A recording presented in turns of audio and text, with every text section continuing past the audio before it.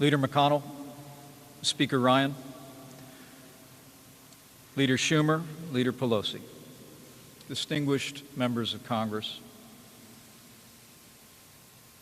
members of the Cabinet, members of our armed forces, and honored guests, and most of all, to the McCain family, to Cindy, his children, and Mrs. Roberta McCain. It is deeply humbling to stand before you today at the United States Capitol to commemorate the life and service of an American patriot, Senator John McCain.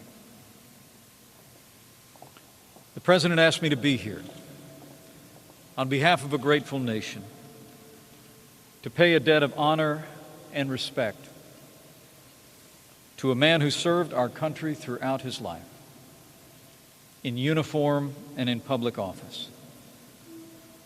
And it's my great honor to be here. In the long history of our nation, only 30 Americans have lain in state here in the United States Capitol Rotunda. Today, as a reflection of the esteem in which his colleagues and our country hold him, Senator John McCain joins those ranks. The son and the grandson of four-star admirals, John came from a family that prized military service. He entered the United States Naval Academy when he was just 17 years old. His service as a naval aviator took him around the world and eventually to the war in Vietnam. It was there, on his 23rd bombing run, that John was shot down and captured. Refusing early release for the sake of his comrades, he endured 5.5 years of confinement and torture. Then, as now, Americans marveled at the iron will of John McCain. But captivity did not diminish John's sense of calling or his commitment to mission. As he would later say, "I fell in love with my country when I was a prisoner in someone else's." And after he made it home, John traded service in the uniform of the United States for service in Congress, exchanging the rank of captain for congressman and later senator. For 35 years, John served in these very halls, under this very dome. And he fought for what he believed in. In my years in Congress and as vice president, we didn't always agree either. And he almost always noticed. But his support for limited government, for tax reform, and support for our armed forces surely left our nation more prosperous and more secure, and he will be missed. As President Trump said yesterday, we respect his service to the country. Like many of you gathered here, I also had the privilege of traveling with Senator McCain to visit our troops overseas. Earlier this week, I told Cindy of a time on a trip through Iraq.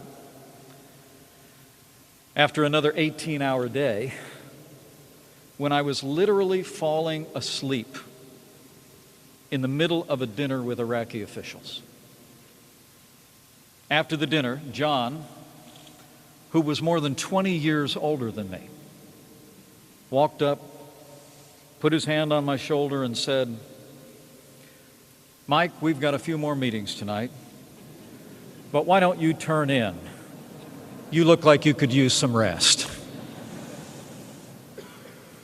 Thanks, John.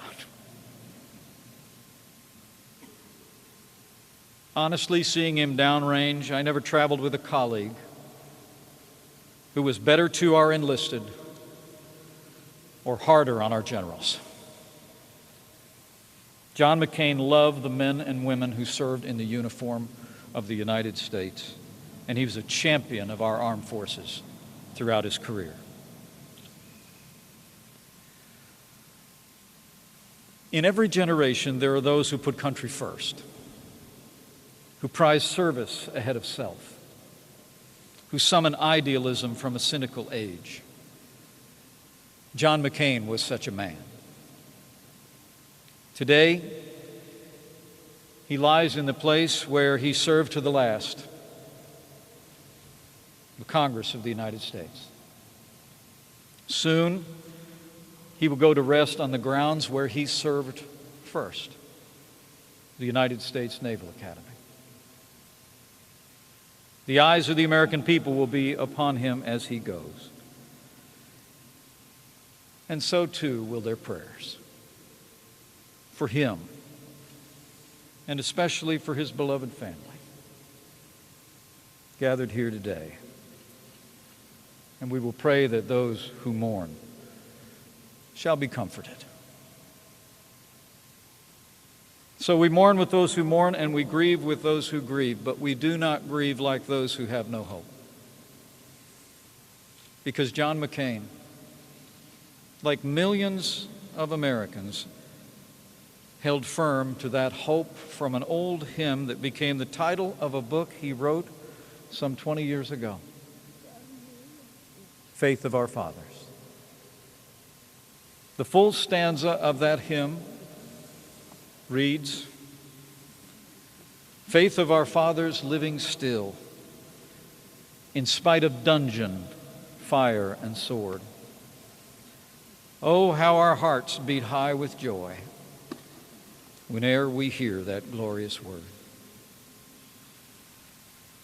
John McCain held firm to that faith, the faith of his fathers, through dungeons, fire, and sword. And he held fast to his faith in America through 6 decades of service. We gather here today to honor an American patriot, served a cause greater than himself. And we gather here remembering a man who knew how he wanted to be remembered.